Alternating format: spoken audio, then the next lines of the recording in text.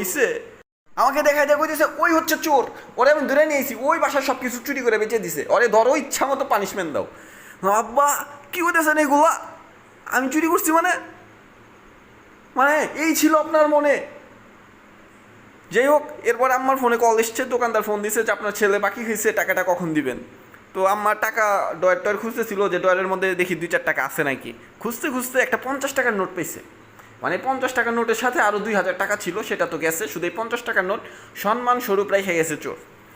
তো আম্মা সেই 50 টাকা দিয়ে চোর ধরবে, এরপর আব্বার ফোন থেকে, আব্বার কাছ থেকে ফোন নিল এবং আমাকে বলতেছে দে তোর ফোন দে। আমার ফোনও পকেট থেকে বের করে দিলাম, ফোন নিতেছে কেন আর টাকা দিয়ে কীভাবে চোর ধরবে।